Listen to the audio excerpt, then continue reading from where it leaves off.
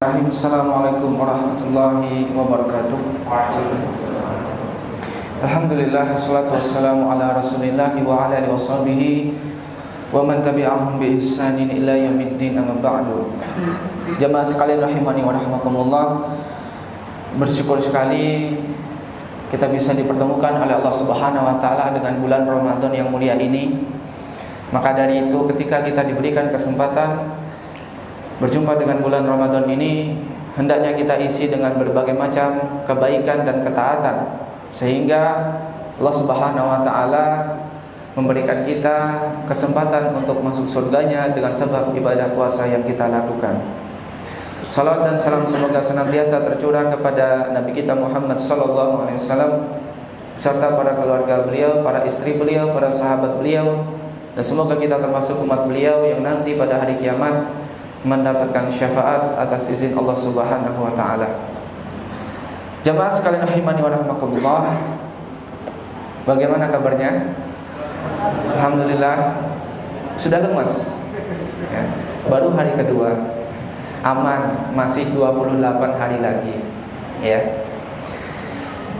Nah, Masya Allah, pada kesempatan sore hari ini kita akan mengupas sedikit tentang ya, apa itu dosa besar ya. Apa itu dosa besar? Nah, dosa besar itu di dalam bahasa Arab disebut al-kabirah. Ya. Dosa besar dalam bahasa Arab disebut al-kabirah, jamaknya al-kabairu. Ya. Nah, ada ulama yang menulis kitab dengan judul Al-Kabair. Ada yang tahu siapa penulisnya? Syekh Muhammad bin Abdul Wahab. Nah, salah satunya itu. Ada lagi, ada ulama yang memang dia mengupas khusus tentang dosa-dosa besar. Ya, kitabnya Al-Kabair. Selain Syekh Muhammad bin Abdul Wahab, ada yang tahu jawabannya? Al-Haytami. Ada lagi? Ya. Ini yang paling terkenal ini. Di antara yang paling terkenal ya, ulama yang menulis kitab yang isinya tentang dosa-dosa besar. Ada lagi yang mau jawab? Tidak ada ya. Nah, beliau adalah Imam Az-Zahabi rahimallahu taala. Sudah pernah dengar nama Imam Az-Zahabi? Sudah pernah? Atau ada yang baru pertama kali dengar Imam Az-Zahabi? Ya. Ya, mungkin ada yang baru pertama kali dengar atau memang sudah pernah dengar, ya. Nah, di antara ya karya beliau itu adalah Al-Kabair, ya, kitab yang mengupas tentang dosa-dosa besar, yaitu Imam Az-Zahabi rahimallahu taala. Nah, beliau sendiri memiliki nama asli yaitu Abu Abdillah Muhammad bin Ahmad, ya, bin Utsman bin Qaimas Az-Zahabi, ya. Jadi nama asli beliau adalah Muhammad bin Ahmad. Nah, beliau itu disebut dengan Az-Zahabi, ya. Kenapa? Karena ayah beliau yaitu Ahmad bin Utsman seorang pandai besi, ya, seorang pandai besi. Ya. Nah, pandai besi di sini ya dalam artian ayahnya menempa emas, ya. Yang ditempa itu emas, ya. Maka dalam bahasa Arab emas itu artinya apa? Zahab, ya. Maka dari itu nisbat ke beliau Az-Zahabi, ya. Maka beliau lebih terkenal dengan sebutan Az-Zahabi, ya. Nah, banyak ulama yang memang dikenal bukan dengan nama depannya. Ya, contohnya adalah Imam Syafi'i. Nama asli Imam Syafi'i siapa? Muhammad bin Idris, ya. Muhammad bin Idris. Syafi'i itu kakeknya, ya. Ya. Jadi ya, di antara ulama yang dia terkenal tapi bukan nama depannya itu adalah Imam Syafi'i. Contoh lainnya, sebagian ulama terkenal dengan penisbatan nama tempat dia tinggal atau pernah tinggal. Contohnya siapa? Al-Bukhari, ya, tinggal di daerah Bukhara. Contoh lainnya Imam An-Nawawi. Nama asli beliau siapa? Imam An-Nawawi Yahya bin Syaraf, ya. Maka dia tinggal di daerah Nawa, ya. Maka disingkat Nawawi, ya. Jadi kalau teman-teman sekalian, ya, tinggal di suatu tempat, ya, misalnya apa ya, Sleman, ya, Slemani gitu ya. Jadi para ulama, ya, memang sudah terbiasa, ya, beliau menisbatkan, ya, nama itu bukan nama depannya. Jadi, ya, sebagian mereka memang terkenal dengan nama belakangnya. Boleh jadi nama kakeknya, ya, boleh jadi nama tempat dia tinggal, ya, tempat dia tinggal. Nah, jemaah sekalian rahimakumullah, nah, berkaitan dengan, ya, al-kabair ini, dosa besar, maka penting bagi seorang muslim untuk mempelajari dosa besar. Tujuannya agar apa? Agar tidak terjerumus dari dosa besar tersebut. Maka, ya, kalau teman-teman ingin lebih detail, ya, mempelajari tentang dosa besar, apa itu dosa-dosa besar, maka tadi bisa merujuk sebuah kitab yang berjudul Al-Kabair karya Imam Az-Zahabi rahimallahu taala.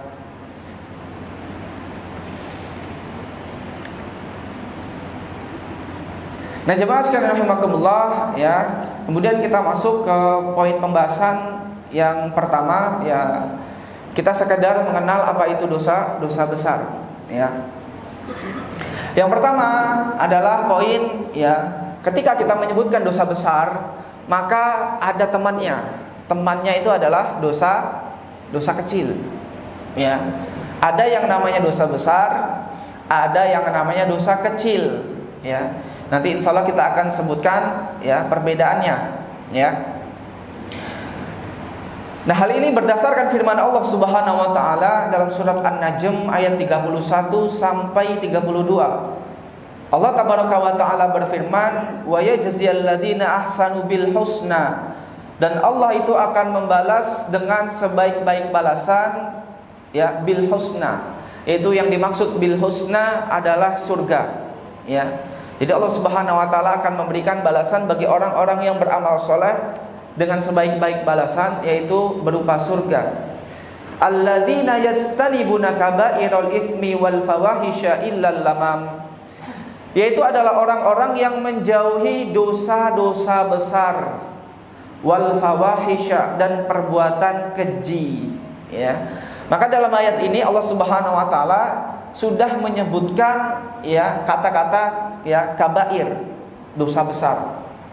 Maka di antara syarat masuk surga, ya, kata Allah Subhanahu wa taala, itu menjauhi dosa-dosa besar dan perbuatan keji, ya. Kemudian Allah katakan illal lamam, kecuali al-lamam. Apa itu al-lamam? Al-lamam itu adalah dosa-dosa kecil yang sulit dihindari oleh seseorang, ya.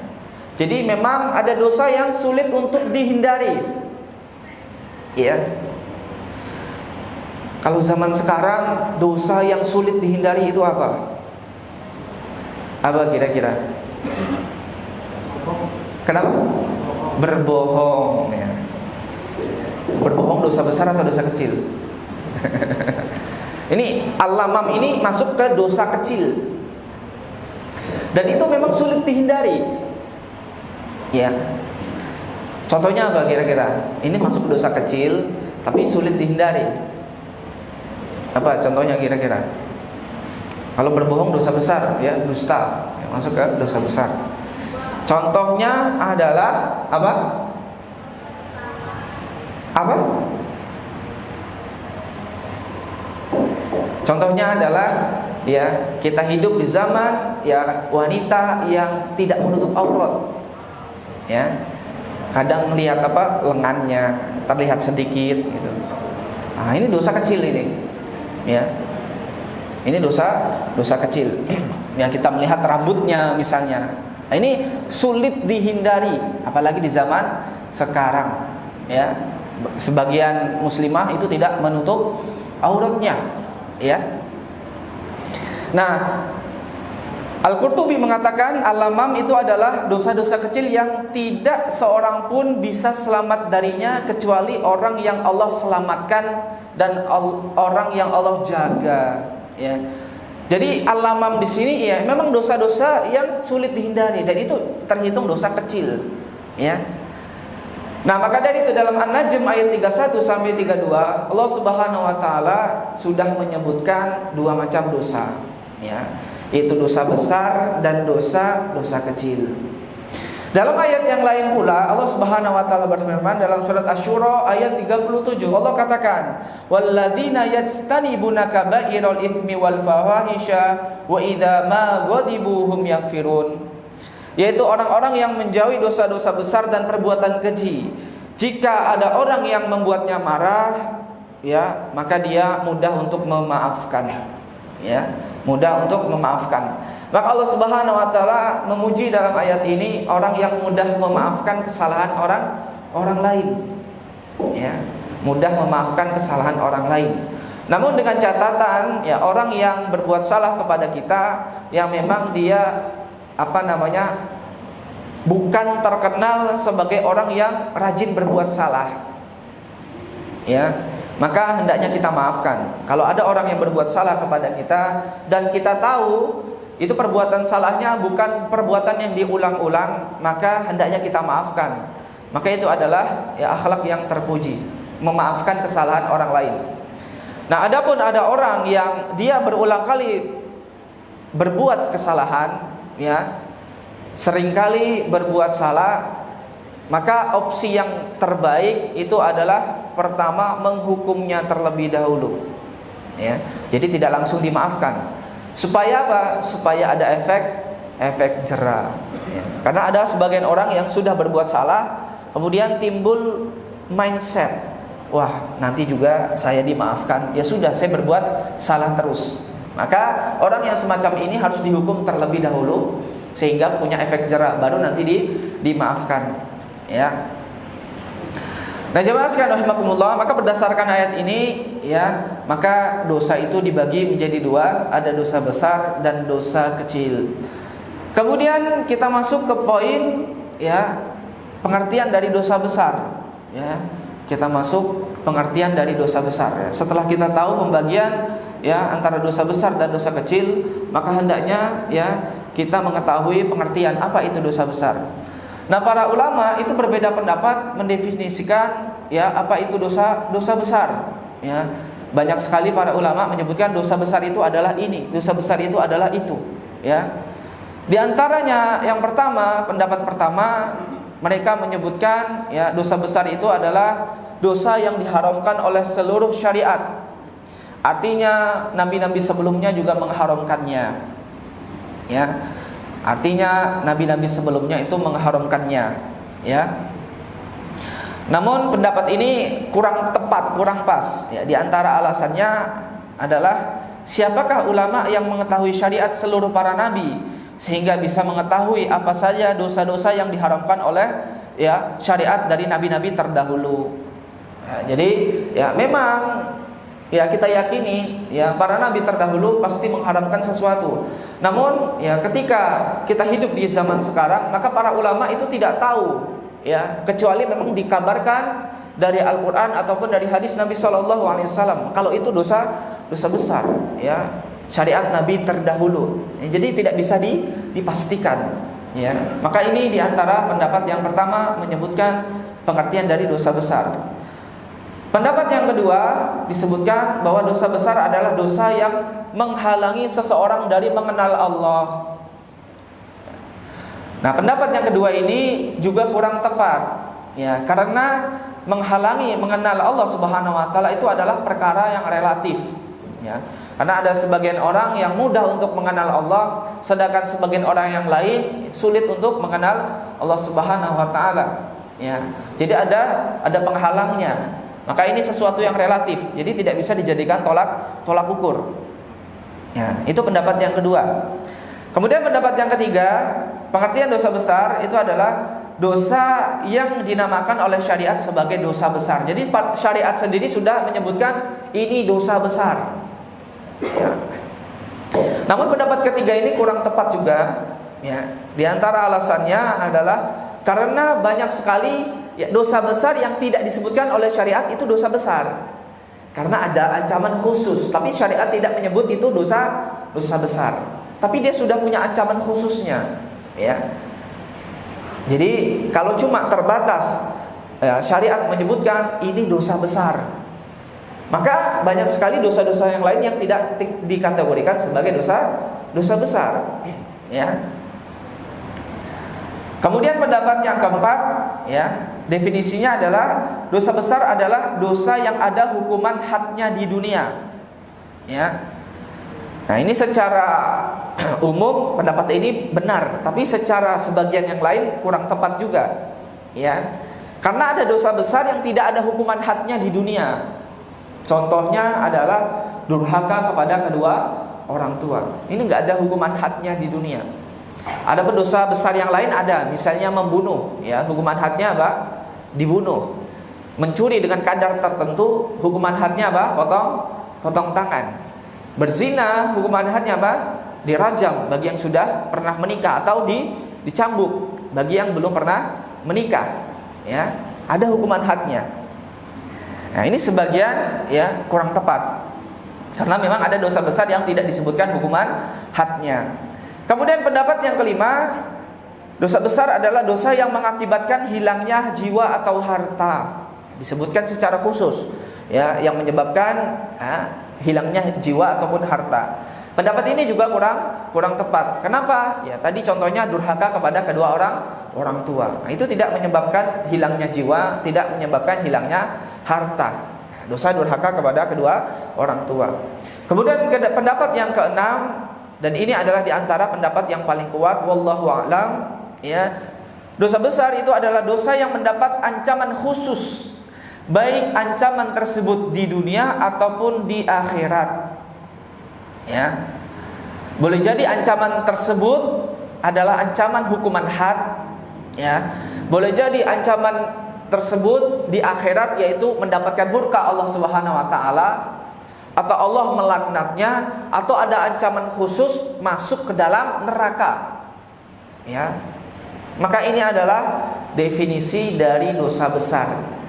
Ya, jadi ada ancaman khusus, baik itu ancaman di dunia ataupun ancaman di akhirat. Ya. Jadi pendapat yang keenam insya Allah adalah pendapat yang paling kuat di antara pendapat-pendapat yang lainnya. Ya. Nah, maka dari itu jemaah sekalian, ya, merujuk ke pendapat yang keenam tadi, bahwa dosa besar itu adalah dosa yang punya ancaman khusus baik di dunia ataupun di akhirat. Maka dari itu para ulama menyimpulkan kebalikannya, ya. Dosa kecil itu adalah dosa yang tidak punya ancaman khusus baik di dunia ataupun di akhirat. Contoh dosa kecil apa kira-kira? Ini dosa, tapi dosa kecil. Apa kira-kira? Ini nggak ada hukuman hadnya, nggak ada ancaman khususnya. Kira-kira apa? Apa kira-kira? Bingung? Kenapa? Buang sampah sembarangan. Buang sampah sembarangan ya nggak ada hukuman hadnya. Ya. Tapi kalau buang sampah di tempat tetangga itu dosa besar, ya, menyakiti tetangga. Ya. Disebut tidak beriman kata Rasulullah SAW. Ini ada ancaman khususnya. Ya, tapi kalau buang sampah sembarangan, apalagi habis ngerokok, buang sampah sembarangan. Nah, ya. Contoh lainnya apa kira-kira? Dosa kecil. Misalnya ada yang suka iseng nyembunyiin sendal temannya. Nah, ini dosa kecil, ya. Iseng sendal temannya disembunyiin. Nah, ini dosa kecil. Enggak ada hukuman hadnya. Jadi intinya itu perbedaan, ya, antara dosa besar dan dosa kecil secara umum, ya. Kalau dosa besar itu ada hukuman hadnya, ada hukuman atau ancaman baik di dunia ataupun di akhirat, sedangkan dosa kecil tidak ada. Nah, jemaah sekalian rahimakumullah, kemudian kita masuk ke poin pembahasan perbedaan antara dosa besar dan dosa kecil. Ya. Perbedaan antara dosa besar dan dosa kecil. Perbedaan pertama, ya, sudah kita sebutkan di awal tadi, ya. dosa besar itu adalah dosa yang punya ancaman khusus. Ada hukuman khusus baik di dunia ataupun di akhirat, sedangkan dosa kecil tidak ada. Ini ada ancaman khususnya. Ya. Maka ini perbedaan yang pertama antara dosa besar dan dosa kecil. Kemudian perbedaan yang kedua, ya, dosa besar secara umum, ya, itu tidak bisa terhapus kecuali dengan taubat kepada Allah Subhanahu wa taala. Ya. Adapun dosa kecil itu bisa terhapus dengan amal soleh. Ya. Nah, ini perhatikan perbedaan antara dosa besar dan dosa kecil. Ya. Dosa besar itu nggak bisa dihapus secara umum, ya, itu dengan amal soleh. Ya. Sedangkan dosa kecil itu bisa dihapus dengan amal soleh. Ya. Maka dari itu sebagian orang, ya, saya tak korupsi lah. Nanti saya, ya, bangun masjid, ya, moga-moga dosanya dihapus. Enggak, dosanya enggak bakal terhapus. Bahkan bangun masjidnya enggak dapat pahala. Kenapa? Dari uang hasil korupsi. Ya. Contoh lainnya, ghibah, menggunjing, ngerasani kata orang Jawa. Dan ini enggak bisa terhapus dengan taubat saja. Ya, enggak bisa. Maka, ya, harus enggak bisa terhapus dengan amal soleh saja, wajib taubat. Ya. Dosa ghibah, ya. Maka dari itu, ya, perbedaan yang kedua, ya, dosa besar secara umum tidak bisa terhapus kecuali dengan taubat. Adapun dosa kecil bisa, ya. Dosa kecil, ya, bisa terhapus dengan amal soleh. Dalilnya adalah Allah Subhanahu wa taala berfirman dalam surat An-Nisa ayat 31, Allah katakan, "Instatanibu kaba'ira ma tunhauna anhu nukaffir ankum sayyi'atikum wa nudkhilkum mudkhalan karima." Jika kalian menjauhi dosa-dosa besar yang kalian dilarang untuk mengerjakannya, nukaffir ankum sayyi'atikum, maka akan kami hapuskan kesalahan-kesalahan kalian, wa nudkhilkum mudkhalan karima, dan akan kami masukkan, kata Allah Subhanahu wa taala, kalian ke dalam tempat yang mulia yaitu surga. Jadi dalam ayat ini Allah Subhanahu wa taala memberikan janji untuk menghapuskan dosa. Bagi siapa? Bagi yang menjauhi dosa besar. Ya, bagi yang menjauhi dosa besar. Ya, artinya orang-orang yang melakukan dosa besar, ya, itu tidak dapat dua janji ini. Ya.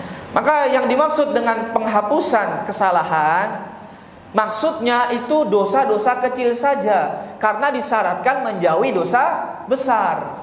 Ya. Jadi dosa-dosa besar itu tidak bisa terhapus dengan amal soleh, tapi wajib bertaubat. Adapun dosa kecil tadi, ya, maka bisa terhapus dengan amal soleh. Namun syaratnya tadi menjauhi dosa besar. Nah, hal ini juga dikuatkan dengan sabda Nabi SAW dalam hadis riwayat Muslim. Beliau mengatakan, as-salawatul khamsu, ya, salat 5 waktu, wal jum'atu ilal jum'ati, salat Jumat yang satu dengan salat Jumat yang berikutnya, wa ramadhanu ila ramadhana, Ramadan yang satu dengan Ramadan yang berikutnya, mukaffaratun ma bainahunna, itu bisa menjadi penghapus di antara keduanya. Ya, bisa menjadi penghapus di antara keduanya, artinya penghapus dosa. Kemudian Rasulullah mengatakan idajtanabal kaba'iro, dengan syarat jika dia menjauhi dosa besar. Maka yang mukaffiratun, menghapus di sini maksudnya yang dihapus adalah dosa kecil saja. Ya, karena syaratnya itu menjauhi dosa besar. Ya, maka sholat 5 waktu yang kita kerjakan, ya, misalnya kita mengerjakan sholat subuh, kemudian kita kerjakan sholat zuhur. Nah, antara subuh dan zuhur, kalau kita melakukan dosa kecil itu bisa terhapus dengan sebab apa? Sholat 5 waktu yang kita kerjakan. Begitu juga sholat Jumat yang satu dengan sholat Jumat yang berikutnya. Begitu juga Ramadan yang satu dengan Ramadan yang berikutnya. Maka itu bisa menjadi penghapus dosa kecil. Namun syaratnya tadi menjauhi dosa besar. Ya. Hadis yang lain yang menjadi penguat adalah Nabi SAW bersabda dalam hadis riwayat Al-Bukhari dan Muslim, beliau katakan, "Man shoma Ramadhana imanan wa ihtisaban, ghufira lahu ma taqaddama min dzambi." Barang siapa yang dia berpuasa pada bulan Ramadan dengan iman dan mengharap pahala, maka dosa-dosa yang telah lalu itu akan dihapuskan. Maka dosa yang telah lalu yang akan dihapuskan itu dosa besar atau dosa kecil? Dosa kecil, bukan dosa besar. Karena di hadis sebelumnya sudah disebutkan Ramadan yang satu dengan Ramadan berikutnya itu sebagai mukaffaratun, sebagai penghapus ma bainahunna, di antara keduanya, ya. Namun dengan syarat, ya, dia menjauhi dosa besar. Ya.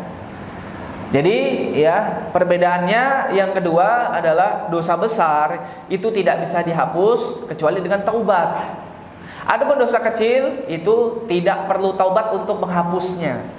Bisa dilakukan dengan amal soleh, ya. Nah, kemudian jemaah sekalian rahimakumullah, perbedaan yang ketiga antara dosa besar dan dosa kecil adalah orang yang melakukan dosa kecil masih di dalam koridor seorang mukmin yang dijanjikan dua hal. Dua hal yang tadi kita sebutkan, yaitu dihapuskan dosa-dosa kecilnya. Yang kedua, ya, dijanjikan masuk surga. Sebagaimana surat An-Nisa tadi, ayat 31 yang kita baca. Instatanibu kaba'ira ma tunhauna anhu nukaffir ankum sayiatikum, ya, wa nudkhilkum mudkhalan karima. Jika kalian menjauhi dosa-dosa besar yang kalian dilarang untuk mengerjakannya, maka kami, kata Allah Subhanahu wa taala, akan menghapuskan dosa-dosa kalian dan kami akan masukkan kalian ke dalam surga. Maka orang yang melakukan dosa kecil masih punya dapat dua janji ini. Dihapuskan dosa-dosa kecilnya dan masih bisa masuk surga. Adapun orang yang melakukan dosa besar, maka dua janji ini tidak dapat. Ya. Tidak dapat penghapusan dosa kecil dan juga, ya, tidak dapat janji masuk ke dalam surga. Artinya apa? Kalau tidak dapat janji masuk ke dalam surga, dia terancam masuk ke dalam neraka. Maka ini adalah konsekuensi ketika seseorang melakukan dosa besar, ya, ada ancaman masuk ke dalam neraka. Meskipun boleh jadi Allah Subhanahu wa taala mengampuni dosa besarnya, tapi ada ancaman neraka di dalam, ya, melakukan dosa besar, sedangkan dosa kecil tidak. Ya. Jadi ini perbedaan yang ketiga. Kemudian perbedaan yang terakhir, yang keempat adalah orang yang melakukan dosa besar, ya, maka dia dihukumi sebagai orang yang fasik dan orang yang tidak diterima persaksiannya. Orang yang fasik dalam beragama itu orang yang terus-menerus melakukan dosa besar. Dan itu dia diterima persaksiannya. Ya, sebagaimana perkataan Al-Baihaqi setelah beliau menyebutkan hadis-hadis tentang diampuninya dosa-dosa kecil, ya, dengan syarat menjauhi dosa-dosa besar, beliau mengatakan, maka pada hadis-hadis ini yang semisalnya yang menunjukkan peringatan keras terkait dosa-dosa besar dan sebaliknya diampuninya dosa-dosa kecil dengan syarat menjauhi dosa besar, hal ini menguatkan pendapat yang membedakan antara dosa besar dan dosa kecil, ya. Sehingga yang menjadi perbedaannya yaitu ditolaknya persaksian pelaku dosa besar dan tidak ditolaknya persaksian pelaku dosa kecil, ya. Maka perbedaan yang keempat, ya, orang yang melakukan dosa besar itu dihukumi sebagai seorang yang fasik, ya, seorang yang gemar melakukan dosa dan persaksiannya tidak diterima oleh Allah Subhanahu wa taala. Nah, ini adalah di antara, ya, empat perbedaan antara dosa besar dan dosa kecil. Ya, kita ringkas. Yang pertama, ya, perbedaannya apa tadi? Dosa besar itu ada ancaman khusus, baik ancaman di dunia ataupun di akhirat. Sedangkan dosa kecil tidak ada. Kemudian yang kedua, perbedaannya dosa besar secara umum itu tidak bisa terhapus kecuali dengan taubat. Adapun dosa kecil itu tidak perlu taubat, cukup amal soleh saja bisa terhapus. Kemudian perbedaan yang ketiga, orang yang melakukan dosa kecil masih dalam, ya, janji Allah Subhanahu wa taala dalam dua hal tadi, diampuni dosanya dan dimasukkan ke dalam surga. Adapun dosa besar tidak dapat dua janji ini. ya, bahkan terancam masuk ke dalam neraka. Kemudian perbedaan yang keempat, yang terakhir, orang yang melakukan dosa besar itu dihukumi sebagai orang yang fasik dan persaksiannya ditolak. Adapun orang yang melakukan dosa kecil tidak demikian. Nah, jemaah sekalian rahimakumullah, kemudian ada pertanyaan, ya, apakah orang yang melakukan dosa kecil secara terus menerus itu bisa jadi dosa besar? Kira-kira bisa tidak? Orang yang melakukan dosa kecil tapi terus menerus, rutin, continue, istiqomah, nah, gitu ya. Dia mengerjakan dosa kecil secara terus menerus, ya. Apakah bisa dikategorikan atau naik tingkat jadi dosa besar? Kira-kira bisa tidak? Bisa tidak? Nah, ulama berbeda pendapat. Ya, apakah orang yang terus-menerus melakukan dosa kecil itu bisa naik jadi dosa besar?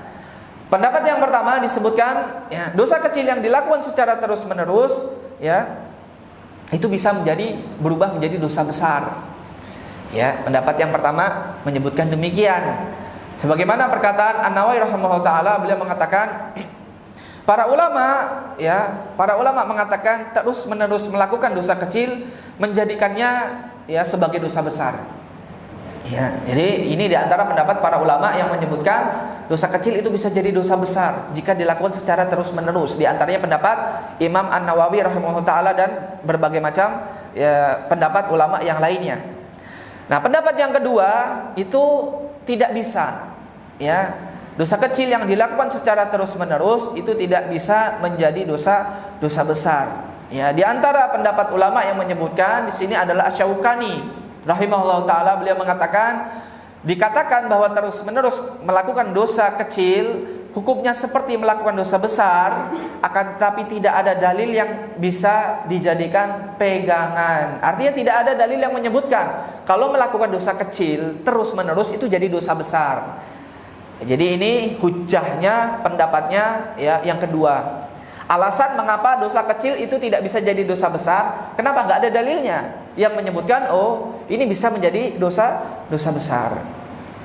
Ala kulli hal, jemaah sekalian, hendaknya kita sebagai seorang muslim, ya, menjauhi, ya, baik dosa besar ataupun dosa kecil, ya. Kenapa ulama yang menyebutkan bahwa dosa kecil itu dilakukan secara terus-menerus bisa menjadi dosa besar? Di antara alasannya adalah karena dia meremehkan dosa. Meskipun itu kecil tetap terhitung apa? Dosa. Ya. Maka dari itu ini di antara dampak atau bahaya meremehkan dosa. Ya. Maka dari itu Nabi SAW bersabda, ya, dalam hadis riwayat Ahmad, beliau mengatakan, iyyakum wa muharakatid dzunub, hendaknya kalian waspada terhadap dosa-dosa yang diremehkan. Ya, jadi Nabi SAW sudah memberikan nasihat kepada kita, hendaknya waspada terhadap dosa-dosa yang kita anggap remeh. Ya, fa innahunna yajtami'na 'alar rajuli hatta yuhliknahu. Karena apa? Karena dosa-dosa kecil yang dilakukan oleh seseorang itu bisa terkumpul, ya, kepada seseorang sampai dosa tersebut menyebabkan dia binasa. Ya, mungkin kalau dosa kecilnya cuma 1-2 saja, itu tidak dilakukan secara terus-menerus, maka itu tidak bisa menyebabkan seseorang binasa. Tapi kalau dilakukan secara terus-menerus, ditumpuk-tumpuk dosa kecilnya, maka itu bisa menjadikan seseorang menjadi binasa. Maka dari itu, ya, hendaknya seorang muslim, ya, punya prinsip yang demikian. Ya, meskipun ada pendapat ulama yang menyebutkan dosa kecil tidak bisa jadi dosa besar. Namun ingat, jangan sampai kita meremehkan dosa. Ya. Karena kalau kita sudah meremehkan dosa, maka, ya, jangankan dosa kecil, dosa besar saja bisa dianggap ringan, dianggap biasa-biasa saja. Karena sebab apa? Meremehkan dosa. Ya, mungkin awalnya dosa kecil yang diremehkan, kemudian naik godaan setan, dosa besar. Sehingga apa? Sehingga menjadi binasa. Nah, jemaah sekalian rahimakumullah, kemudian kita masuk ke poin yang berikutnya. Ya. Ya, masih ada waktu 15 menit. Kita masuk ke poin berikutnya, hukuman bagi pelaku dosa besar. Hukuman bagi pelaku dosa besar itu ada dua. Nah, ini penting kita pelajari, ya. Yang pertama, hukumannya adalah menyebabkan seseorang keluar dari ajaran Islam. Artinya Islamnya batal. Yang kedua, Islamnya nggak batal. Kenapa penting kita mempelajarinya? Karena ada sekte yang menyimpang dari ajaran Islam yang disebut dengan Khawarij. Mereka memukul rata, ya, pokoknya orang yang melakukan dosa besar kafir. Mereka pukul rata. Nah, ini ajaran yang tidak benar, ajaran yang menyimpang. Maka patut kita bedakan hukumannya. Yang pertama tadi apa? Menyebabkan seorang keluar dari ajaran Islam. Yang kedua, tidak menyebabkan seorang menjadi keluar ajaran Islam, tidak batal keislamannya. Yang pertama, ya, dosa besar yang dapat mengeluarkan pelakunya dari ajaran Islam, ya. Jadi Islam itu bisa batal, sebagaimana wudhu juga bisa batal, sholat juga bisa batal, ya. Maka dari itu mungkin teman-teman sekalian bisa belajar secara khusus tentang pembatal keislaman. Nah, diantaranya adalah melakukan kesyirikan besar. Ini dosa besar yang bisa mengeluarkan pelakunya dari ajaran Islam, ya. Syirik besar, ya. Contohnya sholat untuk selain Allah Subhanahu Wa Taala. Contohnya sujud untuk selain Allah Subhanahu Wa Taala. Contohnya menyembelih untuk selain Allah Subhanahu Wa Taala, menyembelih untuk penunggu tempat tertentu, pohon tertentu, gunung tertentu, laut tertentu. Maka ini dikategorikan syirik akbar, ya, mengeluarkan pelakunya dari ajaran Islam, ya. Intinya berbagai macam dosa kesyirikan besar ini bisa mengeluarkan pelakunya dari ajaran Islam. Nah, contoh lainnya adalah menghina Allah Subhanahu Wa Taala, mencaci Nabi Shallallahu Alaihi Wasallam. Kalau ada orang yang berani menghina Allah Subhanahu Wa Taala, mencaci Nabi Shallallahu Alaihi Wasallam, maka dia telah murtad, keluar dari ajaran Islam, ya.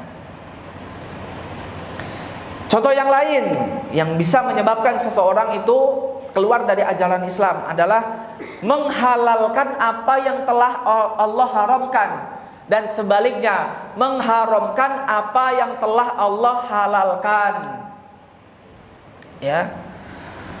Contohnya menghalalkan apa yang telah Allah haramkan. Misalnya Allah haramkan khamar, kemudian tiba-tiba ada yang bilang khamar itu halal, boleh. Kenapa? Bikin anget gitu, enak gitu. Ini nggak boleh, ya. Orangnya menghalalkan apa yang telah Allah haramkan.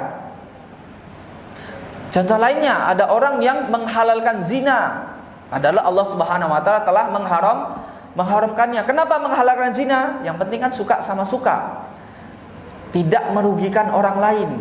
Ini biasa dijadikan pembenaran dan alasan bagi orang yang melakukan dosa. Sebagian orang yang melakukan dosa itu punya alasan, yang penting tidak merugikan orang lain, gitu. Ya, ini alasan yang salah. Memang tidak merugikan orang lain, tapi merugikan dirinya sendiri. Tetap itu terhitung dosa, ya. Dia menghalalkan apa yang telah Allah haramkan. Contoh lainnya, Allah mengharamkan babi, kemudian dia bilang babi itu halal, boleh. Kenapa? Enak, lebih enak dari daging sapi, kata dia misalnya. Ini orang ini telah menghalalkan apa yang Allah haramkan. Atau sebaliknya, dia mengharamkan apa yang telah Allah halalkan, ya. Misalnya ada yang tiba-tiba mengharamkan, ya, minum air putih gitu. Minum air putih haram gitu. Tiba-tiba, padahal minum air putih apa? Halal. Ya, kecuali minum air putihnya nyolong gitu, ya, enggak boleh. Nah, dia mengharamkan apa yang telah Allah halalkan. Allah halalkan makan sapi, daging sapi. Allah halalkan makan daging kambing, daging ayam, ya. Tapi dia haramkan, ya. Bukan karena dia alergi ataupun, ya, ada hal sesuatu, tapi dia mengatakan, oh ini nggak boleh dimakan ini, ya. Maka ini adalah hal yang menyebabkan seseorang batal keislamannya. Nah, berkaitan dengan poin ini, menghalalkan apa yang telah Allah haramkan dan sebaliknya, maka yang menjadi pembatal keislaman itu adalah sesuatu yang memang sudah disepakati, bukan yang diperselisihkan. Kalau diperselisihkan tidak masuk bab ini. Sebagai contoh, ya, hukum makan daging buaya, halal atau haram? Makan daging buaya halal atau haram? Yang jawab halal angkat tangan. Masa nggak ada yang jawab? Yang jawab haram angkat tangan. Nah, sisanya abstain ya. Nah, ulama berbeda pendapat. Makan daging buaya itu halal atau haram? Yang mengatakan halal, buaya itu hewan laut, ya, termasuk hewan air, ya. Maka hewan air, hewan laut, bangkai pun halal, maka boleh. Yang mengatakan haram, daging buaya itu haram karena dia hewan darat dan itu bertaring, hewan buas, ya. Maka ada perbedaan pendapat di antara para ulama. Nah, perbedaan pendapat ini tidaklah masuk ke dalam bab ini. Yang masuk dalam bab ini adalah sesuatu yang memang disepakati para ulama. Contohnya zina haram, khamr haram, daging babi haram, judi haram, ya. Maka sesuatu yang disepakati. Nah, kemudian di antara dosa besar yang menyebabkan pelakunya keluar dari ajaran Islam adalah menganggap semua agama itu sama, mengantarkan jalan menuju surga. Ini termasuk pembatal keislaman, meyakini semua agama itu sama, ya. Nah, jemaah sekalian rahimakumullah, kemudian yang kedua, dosa besar yang tidak menyebabkan pelakunya keluar dari ajaran Islam, ya. Maka dosa besar yang dimaksud di sini adalah dosa besar yang levelnya di bawah kesyirikan, ya. Dosa besar yang levelnya di bawah kesyirikan. Karena Allah Subhanahu wa taala berfirman dalam surat An-Nisa ayat 48. Allah katakan, "Innallaha la yaghfiru ayyusyraka bihi wa yaghfiru ma duna dzalika liman yasha." Sesungguhnya Allah tidak mengampuni dosa kesyirikan. Ya, jadi dosa kesyirikan itu tidak akan Allah ampuni ketika pelakunya sampai meninggal dunia tidak bertobat. Wa yaghfiru ma duna dzalika liman yasha, dan Allah itu mengampuni dosa di bawah level kesyirikan, ya, bagi siapa saja yang Allah kehendaki. Maka ayat ini menjadi dalil bahwa Allah Subhanahu wa taala itu cuma tidak mengampuni dosa kesyirikan saja. Adapun dosa di bawah level kesyirikan, maka boleh jadi Allah ampuni, boleh jadi tidak Allah ampuni, ya, tahta masyiatullah, ya. Ya, di bawah kehendak Allah Subhanahu wa taala, ya. Jadi kalau Allah ingin ampuni, ya Allah ampuni, jika tidak, ya tidak, ya. Maka ada dosa besar yang tidak mengeluarkan pelakunya dari ajaran Islam, yaitu dosa yang levelnya di bawah kesyirikan. Ya, misalnya ada orang yang tadi minum khamr, selama dia meyakini khamr itu haram, tapi dia minum, ya, maka dia melakukan dosa besar. Contohnya zina, selama orang itu meyakini zina itu haram, ketika dia berzina, dia melakukan dosa besar, ya. Dan itu tidak membatalkan keislamannya. Maka dari itu patut dibedakan antara dua hal ini. Karena tadi ada sekte yang menyimpang yang disebut dengan Khawarij, mereka memukul rata, ya, semua pelaku dosa besar itu kafir. Maka ini tidak benar, ya. Tidak benar. Maka wajib bagi seorang muslim punya keyakinan yang demikian. Sesuatu yang Allah haramkan itu harus diyakini sebagai sesuatu yang haram. Sesuatu yang Allah halalkan harus diyakini itu sesuatu yang halal, ya. Sehingga ya, itu bisa menjadikan pegangan bagi kehidupan seorang muslim. Nah, kemudian jemaah sekalian rahimakumullah, ya. Kita masuk ke poin yang terakhir, ya, poin yang terakhir, bagaimana para ulama itu mengklasifikasikan, ya, dosa-dosa besar. Jadi para ulama banyak sekali membuat buku, ya, bagaimana mereka mengklasifikasikan, oh ini termasuk dosa besar. Yang pertama di antaranya, mereka mengklasifikasikan dosa besar ya berkaitan dengan pelanggaran terhadap hak Allah dan hak hamba. Ya, jadi mereka mengklasifikasikan, ya, oh ini dosa besar yang berkaitan dengan hak Allah. Oh ini dosa besar yang berkaitan dengan hak hamba. Ya, dosa besar yang berkaitan dengan hak Allah Subhanahu Wa Taala, misalnya nggak sholat, ya meninggalkan sholat, tidak puasa Ramadan misalnya, tidak mau bayar zakat. Nah, ini berkaitan dengan hak Allah Subhanahu Wa Taala. Kemudian berkaitan dengan hak sesama manusia, misalnya ya merampas harta manusia, ya mencela manusia, ya menggunjing orang lain. Nah, ini berkaitan dengan hak manusia. Jadi yang pertama, para ulama itu mengklasifikasikan berdasarkan ini hak Allah, ini hak manusia. Kemudian yang kedua, ada juga para ulama mengklasifikasikan dosa besar itu berdasarkan dengan anggota tubuh yang melakukan dosa tersebut. Ya. Contohnya, yang pertama dosa besar yang berkaitan dengan hati. Maka contohnya adalah kesyirikan. Kesyirikan ini dosa besar berkaitan dengan hati. Kenapa? Karena punya keyakinan ada yang disembah selain Allah Subhanahu wa taala. Ini berkaitan dengan hati. Ya, dia nyembah Allah tapi dia punya keyakinan, oh, yang ini juga harus dikasih sajen ini. Kalau enggak nanti bahaya ini. Maka ini dosa berkaitan dengan hati. Ya, dosa kesyirikan.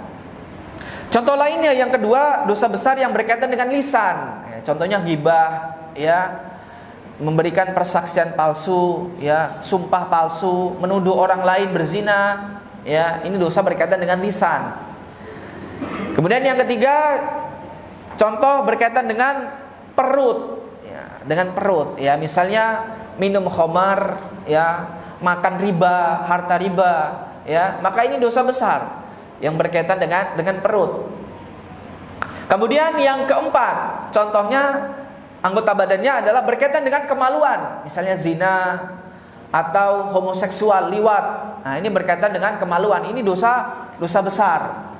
Ya, anggota tubuh berkaitan dengan kemaluan. Kemudian yang kelima, dosa besar yang berkaitan dengan anggota tubuh tangan. Ya, misalnya ya membunuh, mencuri, ya merampas harta orang lain, ya. Itu dengan anggota tubuh yaitu tangan. Kemudian yang keenam misalnya berkaitan dengan kaki. Ya, contohnya adalah kabur dari medan perang, ya. Kabur dari medan perang. Kemudian yang ketujuh, yang terakhir, berkaitan dengan seluruh anggota tubuh, yaitu contohnya adalah dosa durhaka kepada kedua orang tua. Maka para ulama menyebutkan dosa durhaka kepada kedua orang tua itu terkait seluruh tubuh. Jadi tidak cuma bagian tubuh, sebagian tubuh saja, tapi seluruh tubuhnya. Ya. Ini yang kedua. Kemudian yang ketiga, jamaah sekalian, para ulama mengklasifikasikan dosa besar itu berkaitan dengan tingkatan dosa besarnya, ya. Jadi semakin besar dosanya, maka para ulama menyebutkan ditaruh yang pertama, ya. Sebagaimana Nabi SAW pernah bersabda, ala unabbiukum bi akbaril kabair. Maukah aku beritahukan kepada kalian dosa besar yang paling besar? Artinya dosa besar bertingkat-tingkat. Ya. Rasulullah SAW menyebutkan yang pertama al-isyraku billah, dosa kesyirikan kepada Allah Subhanahu wa taala. Yang kedua wa uququl walidain, dosa durhaka kepada kedua orang tua, ya. Jadi yang ketiga itu adalah metode para ulama membagi dosa besar berdasarkan tingkatan-tingkatan dosa. Dan inilah yang diambil oleh Imam Az-Zahabi dalam kitab beliau Al-Kabair tadi. Beliau menulis kitab Al-Kabair, ya, itu, ya, dosa-dosa besar yang disebutkan itu berdasarkan dari tingkatan-tingkatan dosa besar. Maka dari itu beliau menyebutkan dosa besar yang pertama yaitu adalah dosa kesyirikan di dalam kitabnya. Nah, jemaah sekalian rahimakumullah, maka ini adalah diantara ya muqaddimah atau ya pengenalan kita ya apa itu tentang dosa besar. Maka hendaknya kita lebih bersemangat lagi ya untuk mengenal apa itu dosa besar. Di antaranya adalah ya boleh jadi mendatangi majelis ilmu yang membahas tentang dosa besar, atau kalau tidak bisa membaca buku, membeli buku sendiri ya. Di antara yang karya yang sudah banyak terjemahannya itu adalah dosa besar karya Imam Az-Zahabi. Demikian, semoga bermanfaat. Sallallahu alaihi Muhammad wa ala alihi wasallam wa akhiru da'wanil hamdulillahirabbil alamin. Ustaz atas berikan semoga dengan dihabilitas misalnya manfaat dan dapat mengamalkan dengan baik. Selanjutnya ke sesi tanya Ustaz, ada 2 pertanyaan. Yang pertama, ingin bertanya Ustaz, bagaimana dengan dosa besar terdahulu tapi belum tahu ancamannya, baru tahu setelah kajian bahwa tindakan dahulu itu dosa besar. Bagaimana sikap kita sekarang? Baik, jika memang baru tahu sekarang, maka tetap wajib bertaubat, ya, karena sudah tahu, ya, wajib bertaubat kepada Allah Subhanahu wa taala, ya. Di antara contohnya adalah misalnya, ya, dulu sering meninggalkan sholat, ya, sudah balik tapi sholatnya masih bolong-bolong. Kemudian kuliah belajar agama, ngerti, meninggalkan sholat dosa besar, maka wajib bertaubat kepada Allah Subhanahu wa taala, ya. Meskipun sebagian ulama menyebutkan untuk meninggalkan sholat itu wajib diganti sholatnya. Namun jika memang memberatkan karena tidak tahu jumlahnya berapa, maka wajib bertaubat kepada Allah Subhanahu wa taala, ya. Syarat taubat itu ada 3, ya. Yang pertama, ada perasaan menyesal, ya, perasaan bersalah. Kenapa melakukan dosa tersebut, ya? Ya, maka ada orang yang dia itu menyesal, tapi menyesalnya bukan karena dosa. Ya, ada orang yang melakukan dosa besar, misalnya, ya, terjerat riba, misalnya. Dia menyesal, kenapa? Hartanya habis, bangkrut, bukan karena dosanya. Ini tobat yang tidak terima. Tobat yang benar, dia menyesal karena dosanya, bukan karena hartanya yang habis. Ya, punya perasaan menyesal. Kemudian yang kedua, berhenti dari melakukan dosa. Jadi dia benar-benar, ya, saat itu juga sudah tahu itu dosa, berhenti. Kemudian yang ketiga, bertekad kuat untuk tidak mengulanginya lagi.